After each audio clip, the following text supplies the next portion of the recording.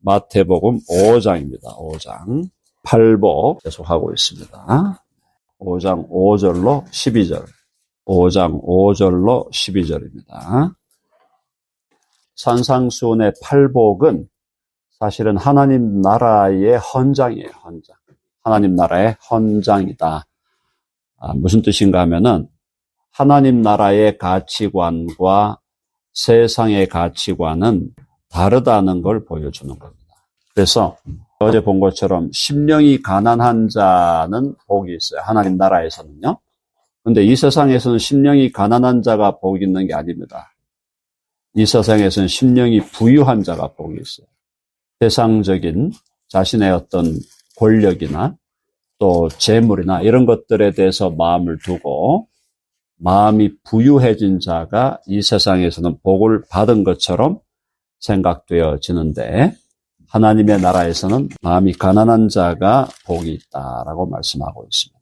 자, 세상에서는 막 희희낙낙거리고 또 막 혼자 즐거워하고 행복해하는 사람이 진짜 복이 있다고 생각하지만 하나님의 나라는 애통하는 사람이 복이 있다.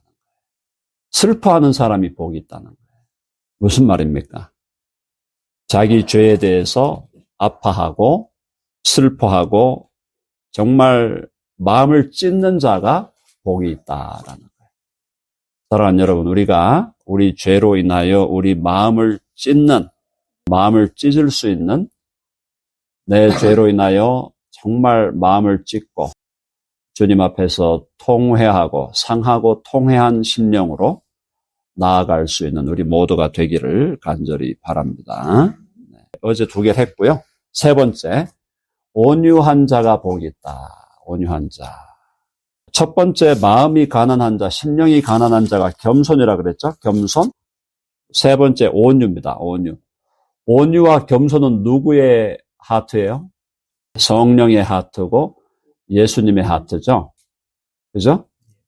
한번 해볼까요? 내 마음은 온유하고 겸손하니. 그게 누구의 마음이었어요? 예수님의 마음. 겸손하고 온유한 게 예수님의 마음이에요.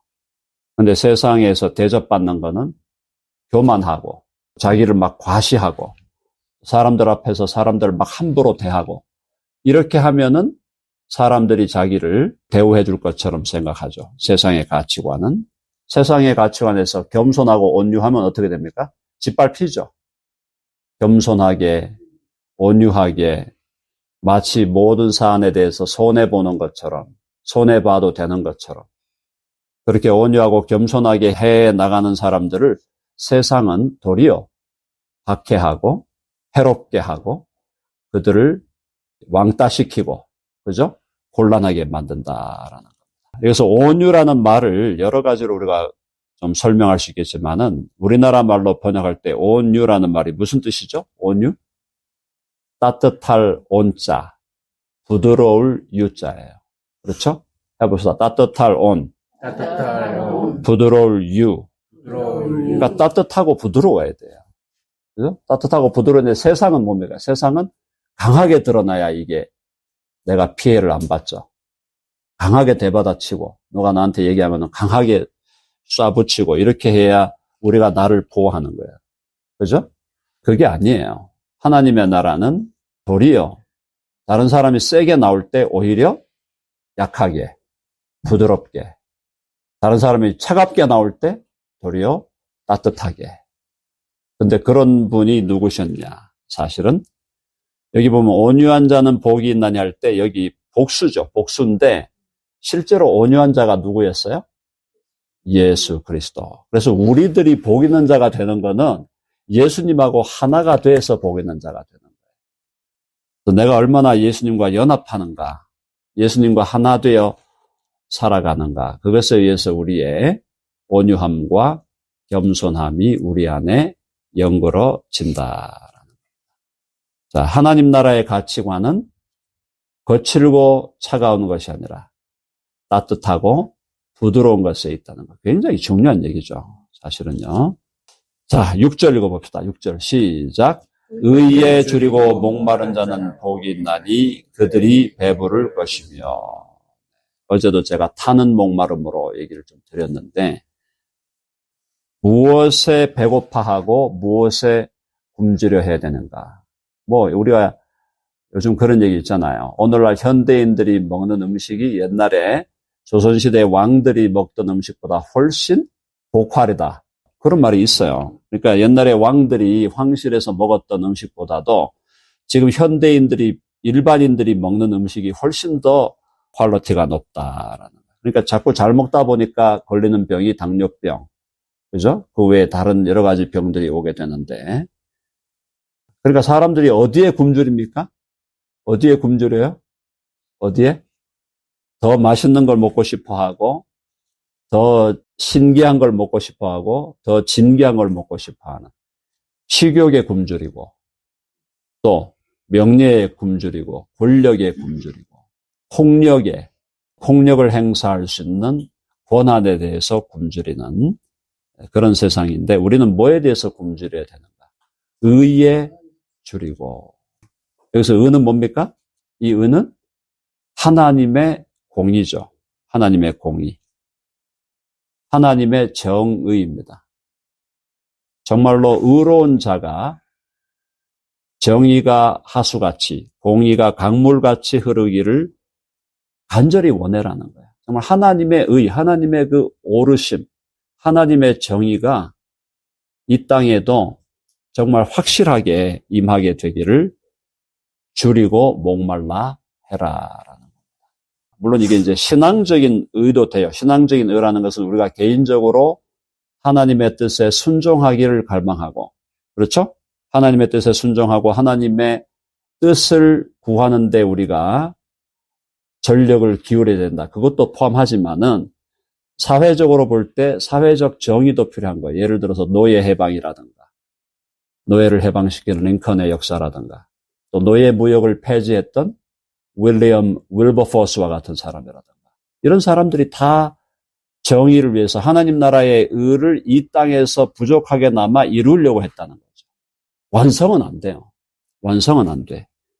그리고 남녀 차별에 대한 폐지라든가 이런 것들은 굉장히 중요한 거죠. 우리가 그런 평등에 대해서 사실은 기독교가 반대하지 않는 거고, 우리 대한민국에 복음이 전파됐을 때 여성의 인권, 여성 인권을 존중하고 여성을 높이는, 모든 사람이 하나님의 형상으로 지음받았으므로 모든 사람을 우리는 존귀하게 여겨야 된다라고 하는 그 하나님 나라의 공의와 정의가 선포되었을 때 조선시대에 억눌렸던 우리 여인들이, 수많은 여인들이 주께로 돌아왔잖아요. 그러니까 왜 우리 한국교회나 이민교회 안에 여성들이 더 많은가? 우리 교회는 여성이 반드시 많다고는 말할 수 없지만은, 그래도 일반적으로 여성이 많은 이유가 복음이 여성들에게 더 기쁜 소식이 되었다는 거예요. 왜? 정의로운 소식이니까. 맞죠? 그리고 그 당시에 노예들, 또 종로로 타던 사람들, 그런 사람들에게 우리 대한민국에도, 우리 한국에도 그런 사람들이 주께로 돌아왔고, 사실은 초대교회 시대에도 노예로 살았던 많은 사람들이 주님께로 돌아온 거예요. 그리고 그 시대도 여성은, 그 시대의 여성은 정말 아무것도 아니었잖아요. 그때도 예수님을 믿는 많은 자매들이 주님께로 돌아왔다. 그게 다 하나님의 나라의 공의와 정의가 실현되다 보니까 그렇게 된 거다. 그러니까 그걸 위해 싸우는 것은 의미가 있는 거죠. 그렇죠? 링컨이 크리스찬이었죠? 링컨 대통령이 정말 믿음의 대통령이었어요. 윌리엄 윌버포스, 영국의 국회의원이었는데 정말 너무나 탁월한 신앙인이었어요. 그런 사람들이 세계를 좀 더 정의롭게, 완전한 정의는 언제 임한다? 예수님이 재림하셔야만 임합니다. 그러나 그럼에도 불구하고 조금이라도 더 정의롭게, 조금이라도 더 평등하게 그렇게 만들어가는 그 일을 누가 했냐? 크리스찬들이 했다는 거예요. 그래서 의에 줄이고 목마른 자는 복이 있나니 그들이 배부를 것이다. 결과적으로 의를 위하여 사는 그 사람이 배부름을 얻는다는 것이 이 세상에서도 진정한 만족을 얻는다 이 말이에요. 많이 먹는다 이런 말이 아니고 진정한 만족을 얻게 될 것이다. 주 안에서 참된 만족이 어디 있느냐? 참된 만족, 참된 보람, 참된 기쁨은 하나님의 공의, 하나님의 정의가 이 땅에서 부분적으로나마 더 분명하고 확실하게 실현될 때, 그때 우리의 마음에는 참된 보람과 만족이 있게 된다라는 거죠. 그래서 크리스천들이 바로 그런 일들을 그동안 많이 해왔다. 교회 역사 동안에. 자, 7절요. 다 같이 읽어봅시다. 시작. 긍휼히 여기는 자는 복이 있나니 그들이 긍휼히 여김을 받을 것이며. 옛날에 우리 유교 사상에서도 측은지심 그래가지고 사람을 측은하게 여기는 마음이 인간의 본성이다라는 그런 말이 있었죠. 사실은 우리 대한민국과 그 과거의 우리 민족의 역사로 볼 때는 사람을 불쌍히 여기는 것이 굉장히 좀 강한 민족이었어요. 우리 민족이. 불쌍히 여기고 긍휼히 여기고 또 자비를 베풀고 그죠? 그러게 굉장히 강했는데 오늘날은 뭐 옆집에 사는 사람이 누군지도 모르잖아요. 그런 시대가 되었습니다만은 긍휼히 여기는 자, 긍휼히 여기는 자 누가 진정으로 긍휼히 여겼냐? 마태복음 9장으로 가봅시다. 마태복음 9장에 35절과 36절 제가 자주 여러분들에게 언급했던 말씀이죠. 마태복음 9장 35절과 36절 우리 같이 읽어보겠습니다. 시작. 예수께서 모든 도시와 마을에 두루 다니사 그들의 회당에서 가르치시며 천국 복음을 전파하시며 모든 병과 모든 약한 것을 고치시니라. 36절 무리를 보시고 불쌍히 여기시니 이는 그들이 목자 없는 양과 같이 고생하며 기진하며라. 누가 불쌍히 여기고 누가 먼저 긍휼히 여기셨나? 우리 주 예수 그리스도. 그리고 하나님의 긍휼과 하나님의 불쌍히 여기심이 누구에게 임했나? 방황하는 이스라엘 백성들에게 임한 거죠. 방황하는 이스라엘 백성을 향한 하나님의 긍휼. 그 긍휼이 호세아에게 고멜을 아내로 맞이하라고 하는 그 긍휼이죠. 그 긍휼이에요. 그리고 예수님이 오셔서 민중들을, 백성들을 무리를 보시고 불쌍히 여기시니 이는 그들이 목자 없는 양과 같이 고생하며 기진함이라. 그렇게 살아가고 있는 사람들을 불쌍히 여기고 긍휼히 여기시는 주의 마음이 우리 마음에 임하면 주의 마음이 우리 마음에 임하는 거죠. 긍휼히 여기는 자, 예수님과 같이 하나님과 같이 긍휼히 여기고 불쌍히 여기는 자는 그도 긍휼히 여김을 받을 것이다. 사랑하는 여러분, 성령께서 우리 모두에게 사람들을 긍휼히 여기는 마음 허락하여 주시기를 간절히 바랍니다. 네. 우리가 사람을 뭐 이렇게 저렇게 평가할 수 있고 이렇게 저렇게 또 판단도 할 수 있고 하지만 그걸 넘어서서 먼저 긍휼히 여기고 불쌍히 여기고 왜 저렇게 되었을까? 왜 저렇게 살아가고 있을까? 왜 저렇게 안타까운 삶의 현실을 직면해야 할까? 이런 걸 볼 때 정죄의 손가락이 아니고 이 정죄의 손가락이 아니고 긍휼로 품어주는 해봅시다. 긍휼로 품어주는 공동체. 여러분 아멘 하시죠? 아멘. 지금 누구나 긍휼이 필요해요. 나는 긍휼이 안 필요한가? 다른 사람이 나를 긍휼히 보고 불쌍히 여겨줘야 돼요. 서로가 다 긍휼이 필요한 거예요. 서로 불쌍히 여겨야 돼요. 그래서 그런 얘기 하잖아요. 오랜 세월을 살았던 부부가 나중에 어떻게 사십니까? 불쌍해서 삽니다. 불쌍해서 그냥 같이 살아줍니다. 일리가 있는 거예요. 그것도 일리가 있는 거야. 그게 다는 아니지만 불쌍히 여기니까 그냥 살게 되는 거고, 그죠? 물론 우리 교우들 가운데는 또 헤어짐의 아픔들이 있었으니까 헤어짐은 또 헤어짐대로 또 이유가 있고 하나님 앞에서의 놀라운 섭리죠. 그걸 제가 정죄하는 게 아니라 어쨌든 서로를 긍휼히 여기는 관계, 그리고 서로를 긍휼히 여기는 공동체가 될 때 거기가 뭐다? 하나님의 나라가 임한 곳이다. 하나님의 나라가 임한 것은 판단과 정죄가 앞서는 게 아니라 긍휼과 불쌍히 여김과 이해함과 그것이 앞서가야 마태복음 7장 가보죠. 7장 1, 2절 다 같이 읽어보겠습니다. 시작. 비판을 받지 아니하려거든 비판하지 말라. 너희가 비판하는 그 비판으로 너희가 비판을 받을 것이요 너희가 헤아리는 그 헤아림으로 너희가 헤아림을 받을 것입니다. 오히려 비판과 판단은 주님께서 하지 말라 그러잖아요. 하지 말고 분별은 해야지. 분별은 해서 잘 지혜롭게 대해야 되지만은 그러나 어쨌든 주님께서 우리에게 원하시는 것은 긍휼히 여기는 마음, 불쌍히 여기는 마음, 이해하는 마음, 품어주는 마음. 그렇죠? 그게 우리 개인의 삶에서 또 우리 공동체의 삶에서 그 마음이 풍성해지기를 간절히 바랍니다. 네.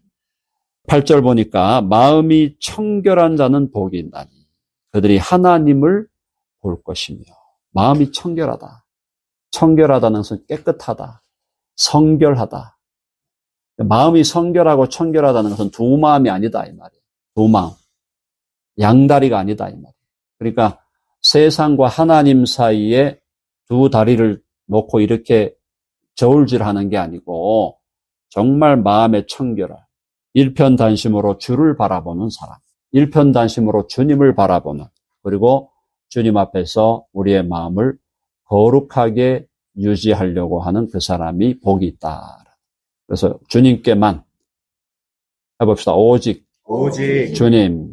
네. 주님께만 일편단심으로 주님을 향하고 그 다음에 우리의 마음에 온갖 잡된 것들이 들어올 때 빨리빨리 청소해야 돼요.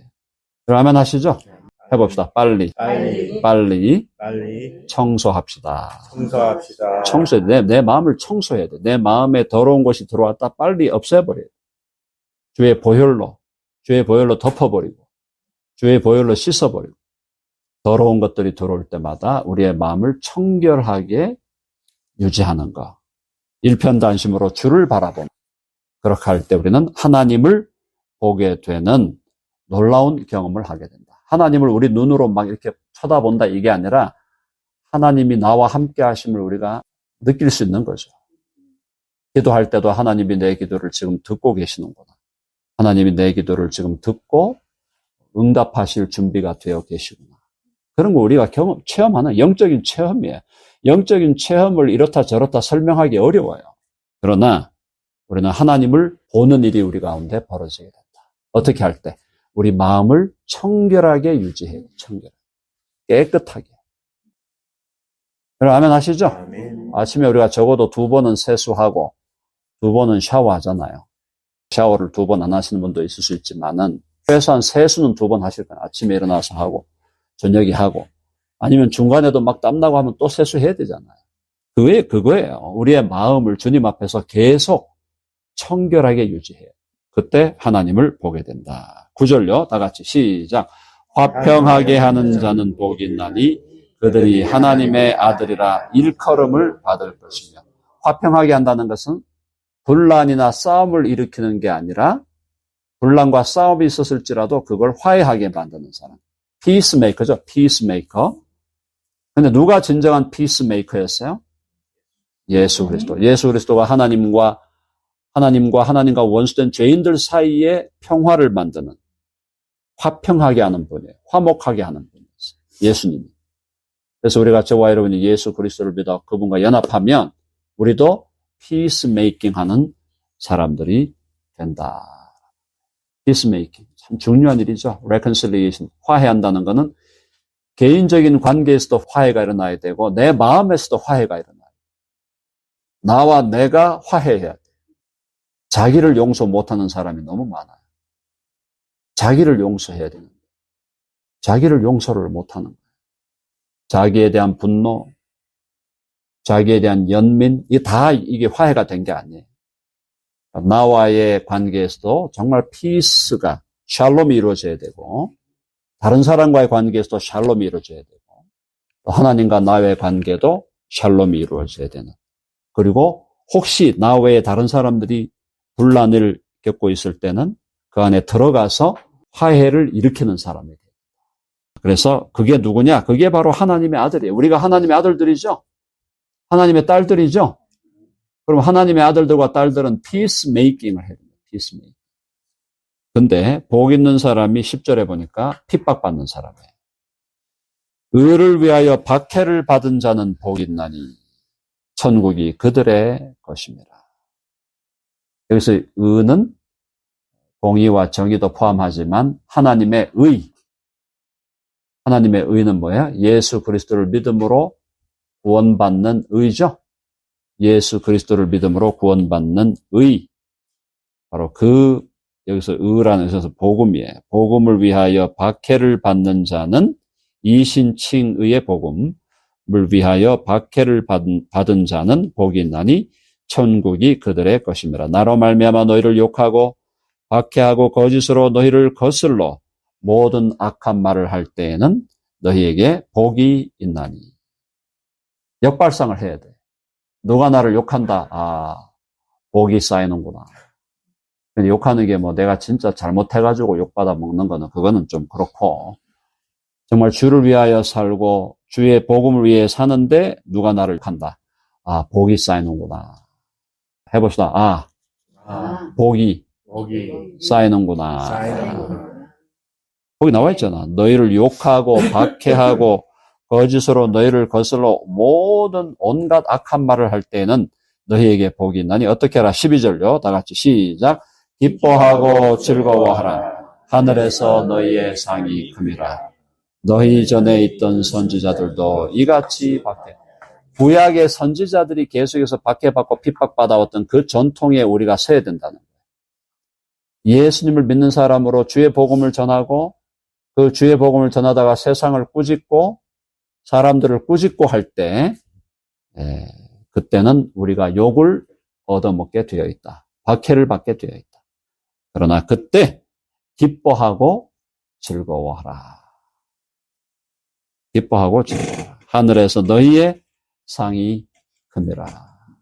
하늘에 상 쌓는 방법은 여러 가지가 있지만 여기서 뭐라고 되어 있어? 하늘에 상을 쌓는 방법은 복음을 위하여 요거도 먹으면 돼요. 복음 전하다가 요거도 먹고 복음 전하다가 온갖 비판을 받고 박해를 받고 핍박을 받으면 하늘의 상이 크다. 그러니까 누가 상을 많이 받았겠어요? 바울 형님이 상 많이 받았겠죠. 바울 형님 상 많이 받았어요. 상 엄청나게 받았어요. 복음을 위하여 그가 얼마나 고난당하고 얼마나 박해당하고 얼마나 욕을 얻어먹었나. 40명의 암살단이 조직되는, 바울을 죽이려고 40명의 암살단이 조직됩니다. 정말 복음을 위하여 사는데 박해와 핍박을 받는다는 것은 그건 영광스러운 일이에요. 그것은 기뻐하고 즐거워할 일이고 하늘의 상이 쌓여요. 그런데 하늘의 상이 또 쌓이는 일이 뭐냐? 나중에 6장에 나오겠지만 재물을 잘 활용할 때 하늘의 상이 쌓인다 그랬죠? 하늘의 보화가 쌓인다. 자, 6장 한번 봅시다. 6장에 19절로부터 21절. 6장 19절, 20절, 21절 같이 읽어봅니다. 시작. 너희를 위하여 보물을 땅에 쌓아두지 말라. 거기는 좀과 동록이 해하며 도둑이 구멍을 뚫고 도둑질하느니라.